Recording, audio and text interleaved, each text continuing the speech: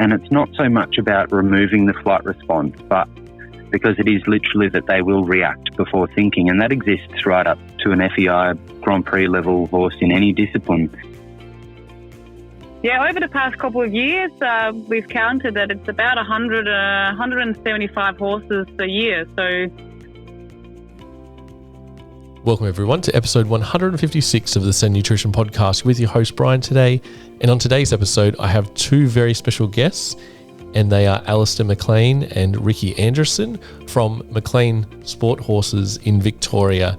And they have a great reputation in producing exceptional young horses for all disciplines, but most notably for dressage, and training these young horses from the basics through to FEI with their approach is not the traditional way, and we'll go through how their young horses go through the development through their system and environment. So let's get right into this podcast. How are you, Alistair and Rikke? Yeah, well, thank you. Thanks for having us on. yeah, very well, thank you. Thanks again, guys, for coming on today. And I understand it's a public holiday in Victoria, so hopefully less interruptions for you guys. Definitely. It's a bit quieter than the other days, so no, perfect. Thanks. So for our listeners who don't know you both, we have had Alice's dad, Dr. Andrew McLean, on this podcast before, and he's a renowned equestrian scientist, author, and horse trainer. And Alistair, I think we'll start with you, if we can touch with your credentials and your history with horses. Yeah. So obviously growing up, our whole family is in the horse industry, starting with my parents, actually my parents' parents really. Yeah, my parents both own and ran the Australian Equine Behaviour Centre, which Rikke and I both worked for in our earlier years. And that was a centre, primarily focused around starting young horses, retraining horses, and just general training of performance horses.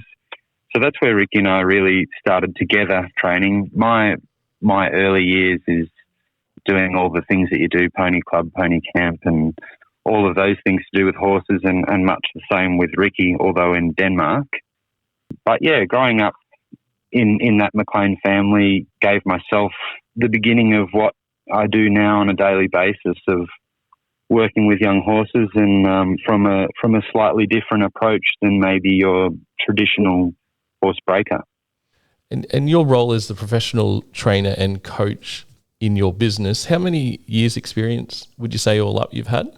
I think we took over the family business in 2015, but going back, professionally, probably till 2011 or 12, I can think of some horses when we were both living in Denmark, and some funny stories there. But yeah, breaking in horses, Icelandic horses in Denmark back in 2011. Yeah, wow. So, and Rikke, you are born and raised in Denmark, as I understand. Yes, that's correct. I actually came to AEBC back in 2009, ventured to Australia straight after high school, and I was only supposed to be there for about 6 months, but obviously fell in love with it, and also someone else, and then decided to stay a little longer. So I ended up staying there for a year, and absolutely loved it. I mean, I was training horses at home before then, more just, had my own horse. But it wasn't really until I met Andrew and Manuela that I fully understood horse training, to be honest. And that really, I just absolutely loved it. And also being able to suddenly explain why you were doing things, I really just thought that's amazing. And I'd never had anyone explain it to me that way before. So, yeah, I was hooked from the start, really. No, that's fantastic to hear. And you guys are such a dynamic duo with now McLean Sport Horses. Can you give me a nice little overview of how many horses come through your system and how busy it gets during the year? So we have about 18 horses in training all the time, but they do swap regularly, and we'll talk about that a little bit later in the podcast. Yeah, over the past couple of years, we've counted that it's about 175 horses a year. So, yeah, it's quite a few. And the type of horse that is coming to you guys mainly? So probably the core of the business is really in starting young horses. So I'd say a good 80% is starting young horses. There's a little bit of retraining involved. We've probably moved back when we were the Australian Equine Behaviour Centre. We got a lot more retraining, and we decided that, or a wise person said to my dad actually, and also following on to me, that preventative, medicine is the safest way to go. So we really started to focus more on starting them correctly rather than doing so much retraining, although we still do a little bit. And then obviously we've got the performance training as well, dressage and jumping, but predominantly dressage. And with that young horse development, at what age would that education start? Well, we actually think, to be honest, in terms of our business, they usually come in at around 2 years old, but I think it generally starts a lot earlier than that, right to the way you handle them as a foal and the concepts you're teaching them there that follow on through them with them for their lives.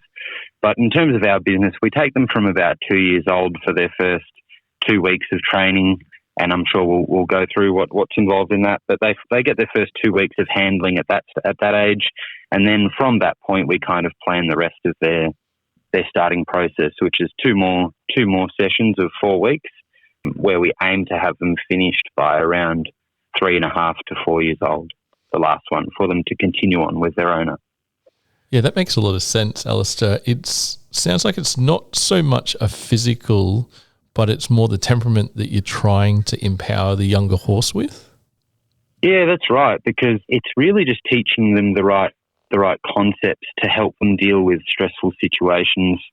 Often situations that we put them in because of what we do with horses, but also to create more resilience in the horse itself so that it can handle, its own situations better. For example, with, separation anxiety and things like that, they generally become a lot more resilient if you work with them earlier and do, all sorts of exposure type scenarios where you teach them to cope with pressure earlier, and that helps them throughout their life. So there's nothing physical about it. It's really just about how you approach things. And in terms of their strengths and things like that, I always say to people that, if you look at children, a 15-year-old boy is always going to be stronger than a 10-year-old boy, regardless of how much training a 10-year-old might do. It's just how growing up works, and it's the same with horses. So you don't need to focus on riding them to get them stronger. You just need to teach them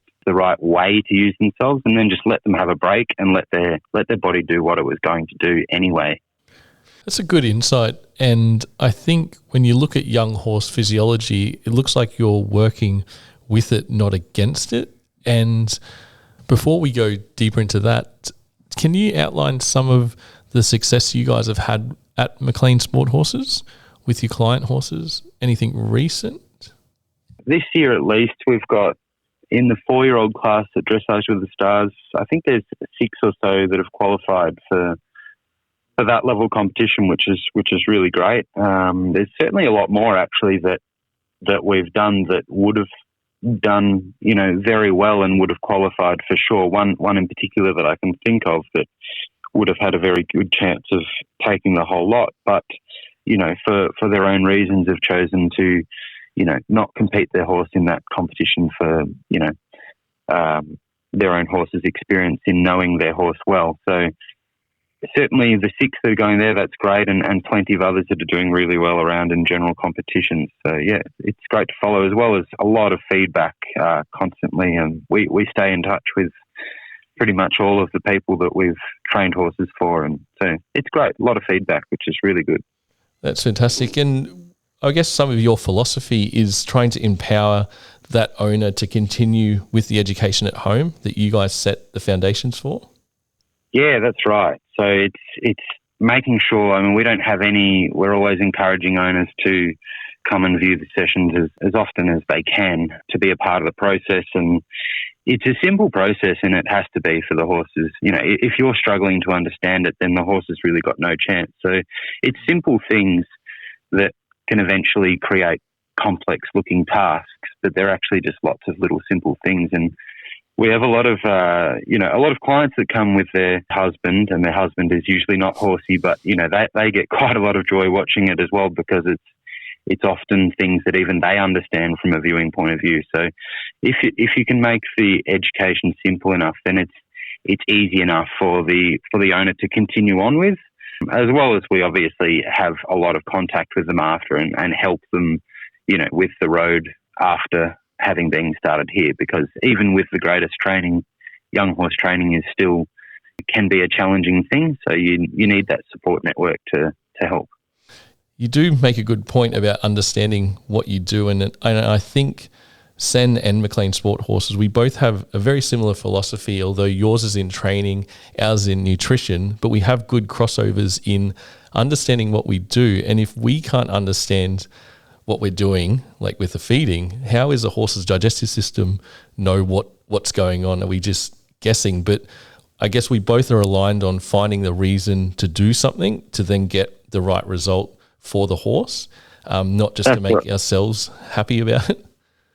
Yeah, absolutely. And there's so much that's involved in all of that. I mean, we're a training centre, but that's just 1 hour of the day or not even. So that 23 hours of the day we have to factor in as well is not only, so nutrition is a huge part of it, and we'll cover that, but, making sure that in our place we've chosen fencing where the paddocks are connected to each other with safe fencing in between, that they can safely, not just touch noses, but groom over the fence and safely do that, because that to us is a huge important aspect to getting the best performance out of a horse, as well as having a happy horse that, has all its needs met from a nutritional point of view to, a social point of view. They all help and have a huge contributory factor to our training. And I really enjoyed the podcast I did with your dad, Dr. Andrew McLean, with horse behaviour and the nutrition and training influence. And I very much so believe that you would be an extension of this. And as you just talked on then, horse behaviour almost has a huge influence on the end result. Yeah, no, absolutely. It's vitally important that you think about things other than what you're directly doing with a horse. How it experiences the rest of its day can really have a huge impact on the session you've got. And even thinking of, it's the small details that often make the biggest difference. And that's something that we've noticed even within our technique of how we, what we do within a session to how we manage the horses out of the session. That comes down to, part of the reasons why we chose to feed CEN, why we choose to feed a lot of hay nets to slow them down, hay nets in the cross tie area so that they're eating something before work, helping them relax. That's also healthy for their stomach when they're working, preventing things like ulcers and stuff like that can affect your training. So you really have to think about all those small details to make a big difference, especially in our line of work where we typically make a big difference in a small space of time. So yeah, absolutely. And I love talking about that philosophy of going with the horse's instinct, as they are prey animals and they rely on that, I guess, that flight or that running away as their primary defense mechanism. And the way that understanding really impacts the way we should be training them. Absolutely. Their flight mechanism they react before thinking a lot of the time, but we do have some, ability to control that. And it's not so much about removing the flight response, but because it is literally that they will react before thinking. And that exists right up to an FEI Grand Prix level horse in any discipline. They still react before thinking. It's just a matter of how much do they react. And that's the part we can have influence over. A horse that has no training will react by going through any kind of pressure without taking any consideration as to what's in front of it, often to very serious extents in some horses. But we have, what we can do with training is really control how they react. And that's where the basics of the training come into it, teaching the horse the correct aids to stop their body, to move their body left, right, backwards, forwards, all of those things. And then testing it under pressure. It means that when they have that moment where they go to react, they react in a slightly smaller way, and then have a moment to think and be like, okay, regulate and come back. It was not a threat. But that's what you have to show them, that actually by not reacting, you give them that moment to realize that it wasn't a threat. But by allowing them to react, you teach the horse that that's a good idea. I should do that again. I survived. And that's as simple as it is for a horse. When they react, they go, brilliant, I'll do that again. It was a good idea. I survived. Good move. Whereas if we can teach them to be like, no, stay here, you'll be okay. And that's where the correct, training comes into it is okay, you need to teach the horse to do these basic things, but we also need to look at the bigger picture of dressage and things like that we need to teach them to respond to these cues in a way that not only works on the ground, but is also rideable under saddle. So you have to be thinking in your groundwork of how you would ride the horse in that situation, because the two, groundwork and riding, can be very separated, but they're best if they're very connected, that the aids on the ground are very similar to the aids under saddle. Thanks for that insight. That's such valuable information in training and producing a horse that doesn't overreact in situations. And there's some key things to think about with riding to groundwork, as you've outlined.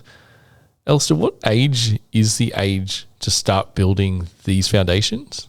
Well, in terms of the business that we do, in terms of, we're talking about starting young horses, and we like to use, I wouldn't say that we started with that terminology. Certainly my parents began with, making it more of a foundation training process instead of breaking in, because that's really what you're doing. The foundations start, I would say they start right from the foaling stage in your first bits of handling with them, but that's not necessarily saying that if you don't do the right things then that the horse is not going to achieve them. I think you can achieve them from any age, but it is always easier if you are starting with a horse that's not too big and strong and, set in their ways of how they might react in a paddock, for example. So generally around 2 is a really good age. 1.5 to 2.5 is a really good age for the beginning in handwork.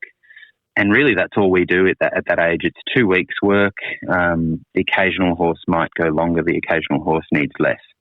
But it's about teaching them first those basic aids of forward, backwards, move left, move right, and teaching them then, in the area that they're tied up for before they're being ridden is also the first area that we use for their initial training, because they're very comfortable in there. It's about a 3x4 kind of sort of open stable, so they can comfortably see horses beside them. It's not enclosed like a stable, but that little area allows us to kind of create the initial aids, teach them to, on a small circle, left or right, be able to halt, move forward from pressure, maybe on the inside of the belly where you would use your leg, for example.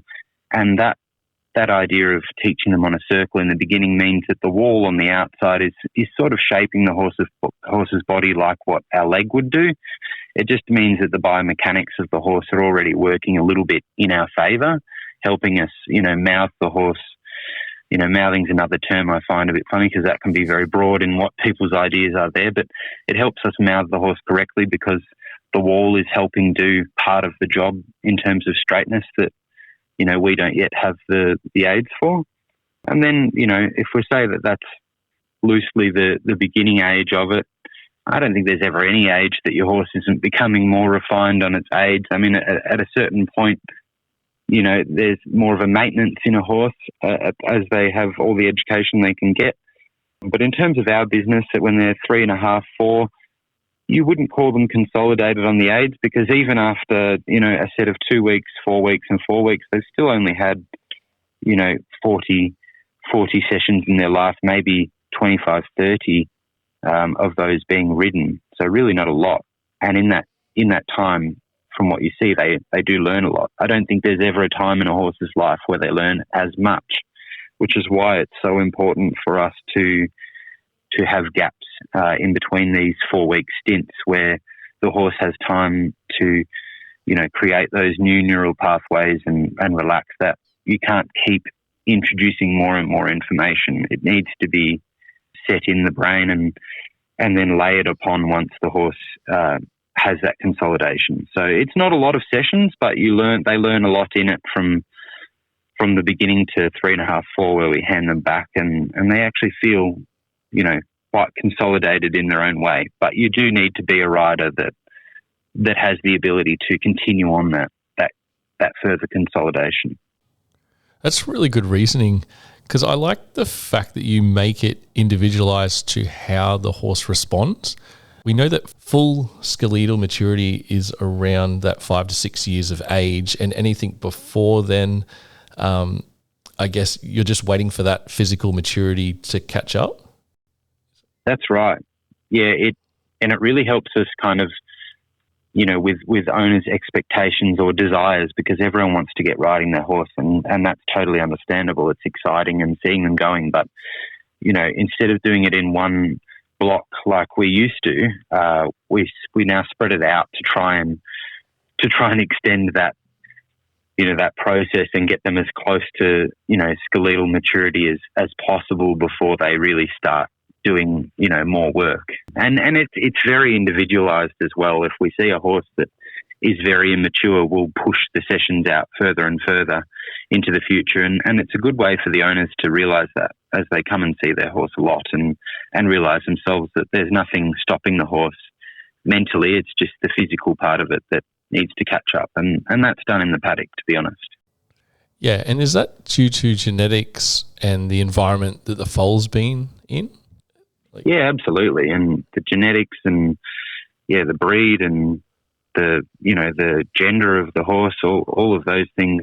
Geldings can go through this really ridiculously tall, lanky phase, often more so than mares do. They stay maybe a little bit more in proportion, more often at least. So it depends on many factors, really. Yeah, there's so many factors to consider. And would you say your main discipline is dressage? I'd say it is, but when I was younger, I did quite a lot of eventing, and Rikke's certainly done a lot of show jumping in the past to quite a high level, and we've always had a lot of horses in for different disciplines. And my dad's, although he did a bit of everything really, his main focus was in eventing. So there's a lot of knowledge around all three disciplines, I guess. I have a show jumper myself that I've just ended up with, and I very much enjoy training. He'll go out and do a competition soon enough. So a bit of everything, I'd say. I'm just interested in training. I probably should get out and compete more, but I just enjoy training at home a bit too much, I think. Yeah. And what would your observations be in terms of what you see with outside horses coming in for more education? Is there one thing that you see a pattern with any deficiencies with them? It's interesting with all the outside horses coming in and all the different problems that they present. It's amazing how it usually comes down to just the same things. Like you might have certain things that you do in a particular moment that are specific to that horse, but the overall training is still the same. There's certain basics within dressage that horses need to understand to be able to perform the movement. And it's very clear when they come in with a problem, due to contact, which I would say is the main thing. Although horses come in with many different issues, say a bit of rearing or napping or bucking or anything like that. From a behavioural point of view, it certainly is often contact related, and contact is really to do with your horse's understanding of transitions, its ability to understand the forward aids, the weighting aids, in good detail within transitions and things like that, to be broadly speaking. But I must admit, over the years, we've definitely looked at it from many different perspectives. I've probably been guilty of, in the past, assessing everything as a behavioural problem because that's the lens I generally look through. But, as I've gained more experience and as we've learnt more, we've learnt to look at things like nutrition, look at things like is there a lameness? And, you know, there's often something going on, you know, for example, with hind feet angles or something like that to do with contact and horses not pushing forward. And there's a lot of different lenses that you need to look at problems through, but it's very interesting. The more you learn, the more you realize you need to learn. Yeah, 100% agree. They're so fascinating, these animals, and a horse has various factors that once we think we know everything about them, they come with another surprise. Yeah. I see that even with the blood work that we do for a lot of top performing stables, and also in nutrition when we do a lot of consults per week to help people simplify their diets and get them on the right track and have a reason to feed a certain way. And Rikke and Alistair, you guys have been great supporters of CEN, and I think when we look at the way we align with what we want to achieve with a horse, what makes a young horse exceptional in terms of its training, and then how does that correlate to the way you set up their feeding? I think, you know, what makes a young horse exceptional, I guess there's many factors there, but I think, you know, aside from the obvious ones of movement and conformation and things like that, and their overall physical ability, which is very tied to nutrition as well, and how they've had their early nutrition. But you'd have to say it's their brain and their ability to, you know, some horses are far more receptive to training than others. Although every horse has the ability to learn, some horses naturally, you know, seem to get it with broader questions than, you know, that anyone could seem. You know, we've had a lot of horses come through where owners have broken them in at home, for example, you know, because they were just that type of horse. And it's true, there are a lot of those exceptional horses that have the great brain that, you know, you don't have to have a wealth of experience to be able to start these horses. So are they rare, those ones? They're rare, but they're actually, I feel like they're becoming less rare. I feel like we're getting into a stage where these modern performance horses, you know, there's a more priority on them having a better brain than what they used to be, you know, say 10 years ago, particularly the ones that are coming through Australia, you know, filtering in from overseas. They do have better temperaments than they did. Although they're very sharp and you need to be a good rider, they are more, probably not forgiving. You do have to be a very good rider to maintain it, but they seemingly make, you know, good choices and can handle the atmosphere that we're putting them in, for example, better than some of the horses 10 years ago. That's a really interesting observation. And the crossover in nutrition that we know is that even it starts when the foal is inside the broodmare in terms of their gut health and the way the mum passes on their gut health profile in that first 28 days of their life, and the huge impact that we've seen that the hindgut has on behaviour. Maybe we're feeding better these days and that focus around the gut.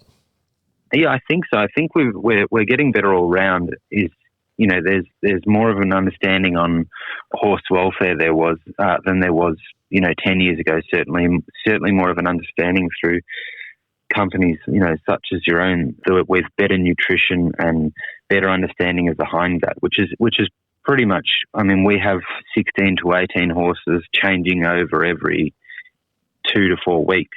It's probably more than any place potentially in Australia in terms of changeover on one property. So that's a lot of diet change, because not all of these horses are on CEN, you know, prior to coming here, although a lot, you know, from the feedback we get, a lot do end up switching over and staying on it, you know, in between training stints, for example. But yeah, with that understanding of it being a lot easier on the hindgut, for example, it just means it's one less thing that we have to think about, basically.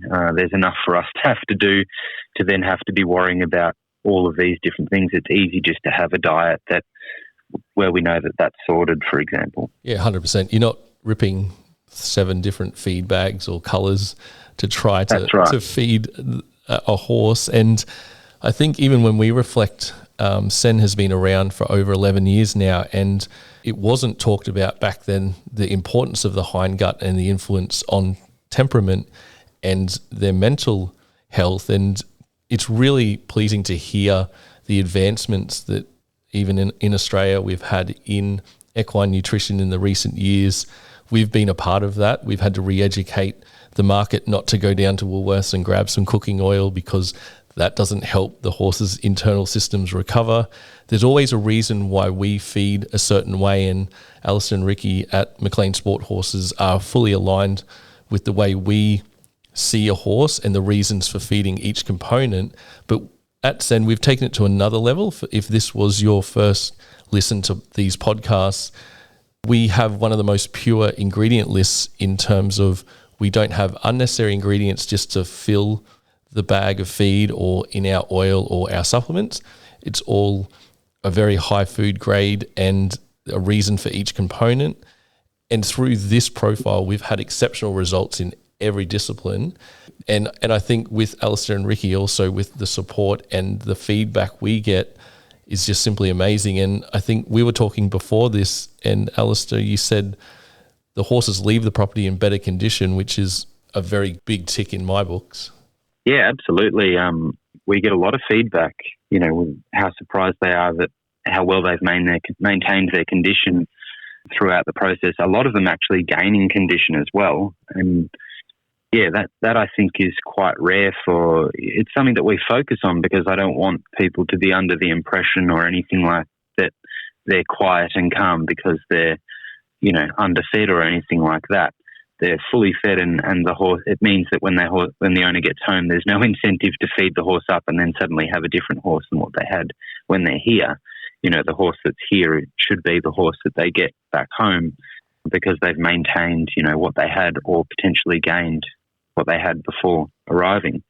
And it's really interesting with, with what's happening in the human world as well, with nutrition and more understanding about whole foods, and then your approach to feeding horses is exactly the same. I know we feed the CEN oil as well, and I think everyone was just feeding oil because you think oil's oil and it all has the same energy held inside of it, but those omega-3 oils, fats and things like that for inflammation, having an anti-inflammatory effect, they're very important. Yeah, we definitely preach the word consistency with feeding. So our profile, consistently fed, will help reduce that chronic inflammation we see around due to the ingredients in feed. So you'll notice that our feed pellet in the CEN Ultimate does not contain an oil because it does undergo some heat.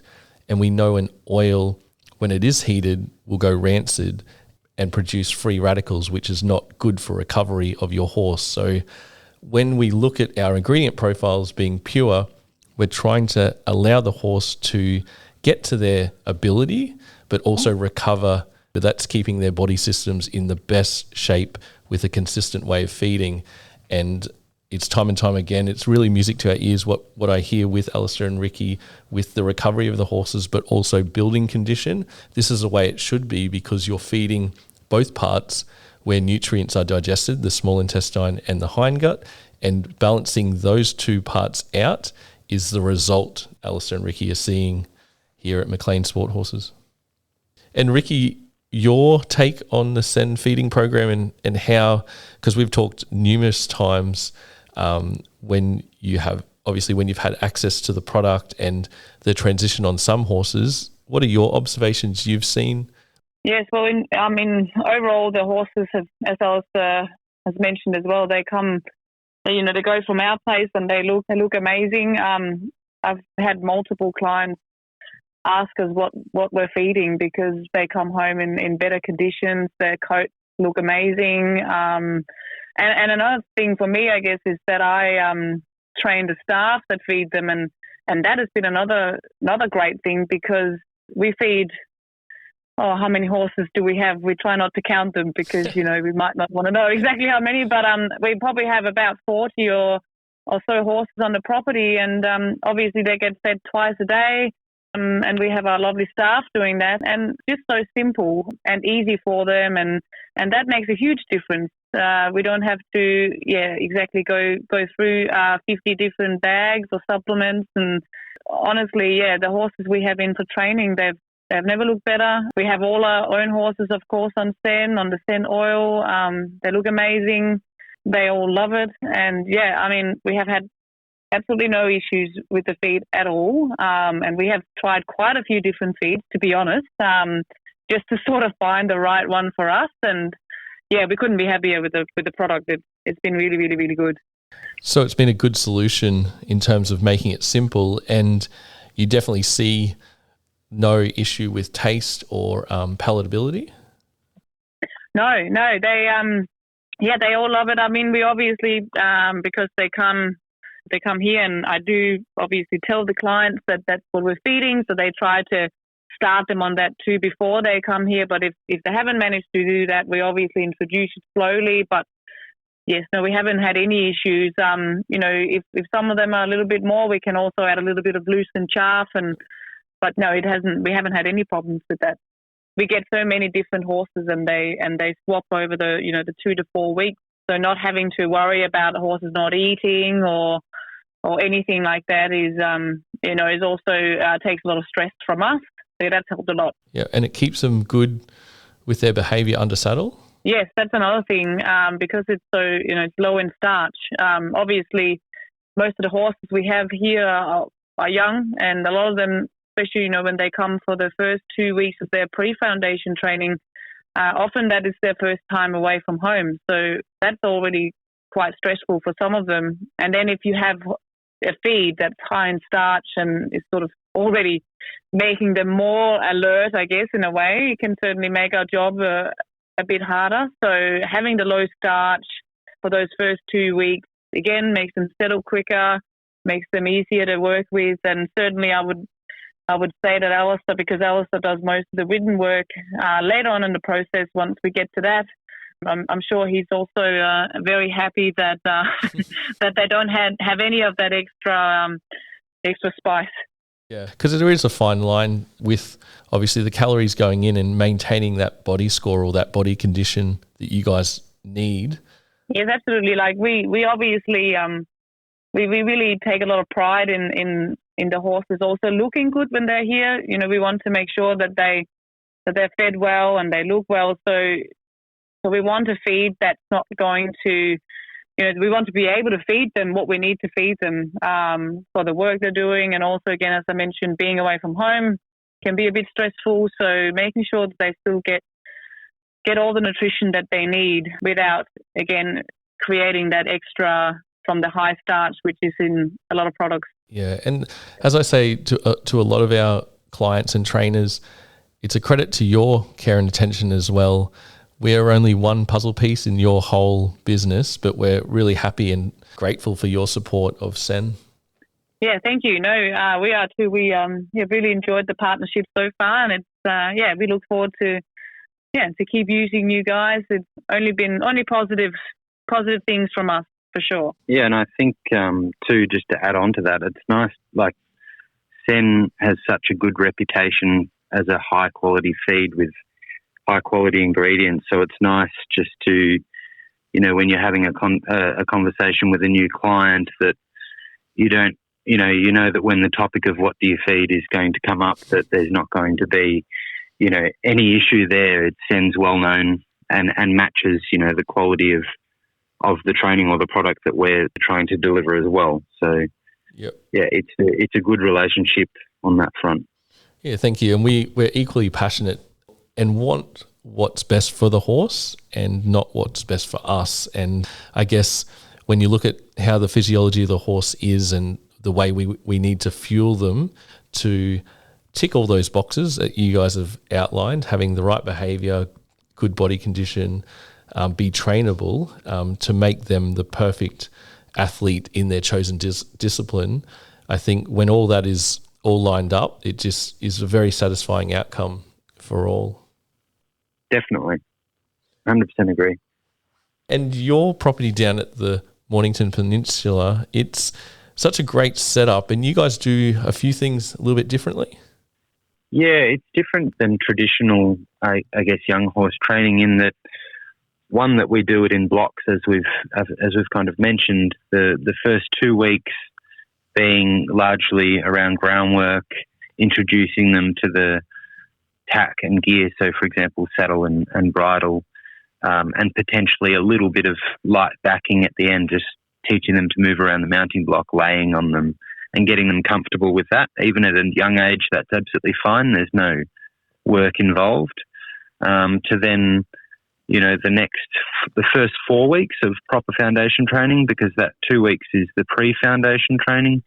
So the first 4 weeks of the foundation training is really just, now the horse has had that introduction earlier on in its life of the property. They generally settle in a lot quicker for their first 4 weeks, where they're then, recapped on all the groundwork. Our backing process is quite a lot different.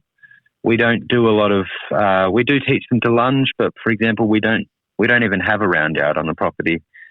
My first time riding a horse, for example, is out and around the farm, and that's for hundreds of horses every year. I'm not recommending that that's the best way of doing it, but it's the way that works for our system. We teach them, in that first 4 weeks, the groundwork, lunging in an open arena, because most people don't have a round yard. So you need to know that the horse actually understands how to lunge without the support of a wall to hold it there. It also means that, by the time you're teaching them to canter on the lunge, for example, that the horse is truly cantering because they understand how to canter and turn and canter and turn versus just run along a wall. They're two very different things. There's a lot more that goes into teaching a horse to lunge in an open space, for example. To our backing process, which is really predominantly, all of that is done by Rikke, and there's a big emphasis on working around the farm. So teaching the horse how to move up to scary obstacles, how to move alongside them, how to turn away from them, all of it in a controlled, what we like to call rideable way. Our aim is just to make any reaction that they give a rideable reaction, because then that can be further, contained and further refined into almost an invisible reaction. And that's where, a horse's flight response might be to react first and think second, but you can influence that first reaction and certainly shrink it down to almost nothing, to where you might think an older horse, just simply doesn't react at all, but you will still notice that they might, flick an ear or have a little moment, but they just don't carry on with anything further. And so that's the aim, is to teach them to control their own emotions, essentially. And that's what it's all about in terms of our backing, is laying across them all around the farm. It looks a bit like a circus in a way, because we get them to walk around, trot around. It's not something that is easy to obtain, that skill, but once you've done it enough, it works.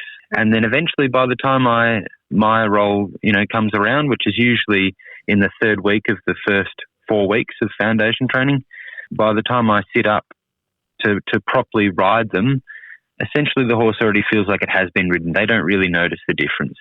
And so that's why my first ride is around the farm, going up to those obstacles, all of those things. And I know, because of the work that Rikke's done, that I can trust the process. I certainly don't trust my own reactions all the time. I think that's where people can go wrong, is as you get older, you're not always going to be able to sit this buck or that or whatever. So the aim is really not to have any of that. By the time I sit up, I'm confident that the horse is on the aids. They're comfortable and secure in the work. They're well prepared for what's to come. There's no surprises for me or the horse. And if the horse has a reaction, then I know that it will be a safe and rideable reaction. And that's really the crux of that part of the process, is that they get comfortable with me, sitting up and walking and trotting them, often just around the farm. And then the last 4 weeks is where we dive a little deeper into the arena work. Still a big focus on riding around the farm and recapping all of that and making sure they're safe, under pressure situations around the arena. So working in the jumping arena as well. So there's lots of different environments to expose them to here, and the dressage side of things is really what comes last. So, although our horses typically look like they have quite a nice contact already before we start the dressage work, because that's just a product of good coordination, and teaching good coordination gives you a good contact. The dressage side of things, in terms of more refined transitions and things like that, really doesn't come until that last part of the process. So it's a good, very broad, as much as we can. Of course, we would love more time with them, but it's also an understanding that more time is money for people. So we've got that kind of sweet spot where we feel in that amount of time we can usually give the horse, what the education it needs to be able to join the dots a little when the rider when their owner gets on, and be, safe enough for their owner to continue on with its education. But I mean, of course, more time is always better. I talk to my brother who lives overseas, and he says that they never really have a horse in for less than 3 months, and often have it for 6 months. So it's a bit of a different world over there. But I still feel like, when I hear about people breaking in racehorse breakers, and they're doing it in, even less time, I think, it's better than 4 weeks. Although we are starting horses for a different clientele. I think, although our horses are rideable after 4 weeks, there's not many of our clientele that would be feeling very brave on the horse at that stage. No, that's a great insight, Alistair, into that process to produce a sound and sane and trainable athlete. Is there anything else you'd like to touch on? I think it's just, I think some of the old things that people, I guess, have on tradition, this concept of mouthing and things like that is always an interesting one, because our idea of mouthing is to teach the horse how to coordinate its body first without even a bit in its mouth. As I talked about in that small starting yard, teaching the horse how to coordinate themselves so that by the time, you put a bit in a horse's mouth, at least its body is doing partly the right thing, which is going to mean that it's not going to, hit the contact in the wrong way and be frightened by that. I think the old traditional way of mouthing a horse can be a lot to do with just putting it on the lunge and putting side reins on. And without a doubt, there are many horses that can join the dots well enough themselves that they figure it out. But there are still many horses that don't figure that out, and then there are problems with. So there's a big importance on making sure that, us as trainers are really setting them up to understand the exercise properly. And, there's things that side reins or tools like side reins, they just simply can't teach the horse to do the things that we need it to do. So having an approach where you're really trying to figure out those small details, or otherwise passing the job on to someone who, and I can think of, lots of other, aside from us, I think there's a lot of other people that do a good job starting young horses in Australia.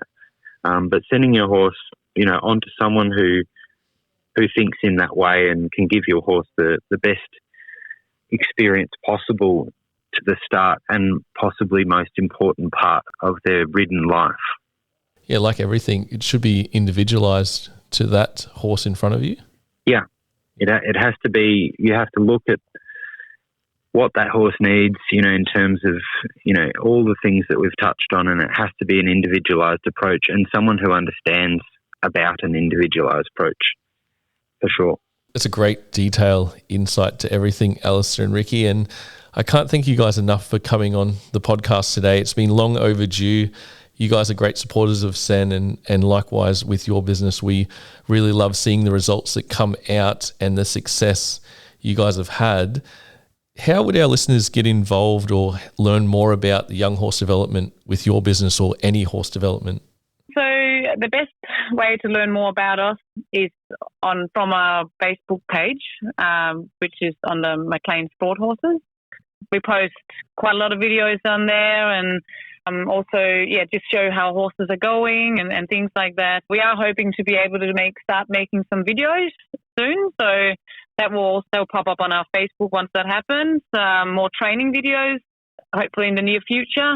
Yeah, that's probably the best way. We do have a website as well, but I think we're more into Facebook these days. So that's probably the best place to get in touch. Yep, I'll put a link to these two places, the Facebook and the website, on the show notes for anyone wanting to look further. And if this was your first podcast you've listened to, there's another 155 of them that talk about horse training, nutrition, and special guest interviews of how the philosophy of CEN and feeding impacts all performance horses or all horses in Australia. We offer at CEN a free diet consult, which goes for around 15 minutes. Sometimes there's no time limit, but we have listeners that input the diets that they are feeding now, and we look to try and improve that nutrient profile, but also try and save money, but also have a reason to why you're feeding that particular way for your particular goal. And they have been proving very popular this year. I think everyone's got New Year's resolutions to look at their diets. And yeah, I think Rikke and Alistair, thanks so much for joining me this morning. Is there any final words you guys like to say? Just happy to have been on here and to be using the CEN products and to be spreading the word about horse nutrition and training, and to give people a good insight into those two things. Yeah, also just thank you so much for having us. Again, it's been great to work with you guys, and we've loved seeing the results from the CEN products. As mentioned earlier, it's been fantastic. So good work. Yeah, we look forward to hopefully be back again. Maybe if anyone has any questions, or feel free to message us directly as well, obviously. And we will. Yeah, thank you very much. Yeah, we could definitely jump on again and answer some questions and do a Q&A. If you guys really enjoyed this podcast, please leave a 5-star review in our Spotify. It really helps our ranking, and we'll be with you guys for another podcast very soon. All the best, Alistair and Rikke, and thanks very much again. Thanks so much, Bryan. Thank you.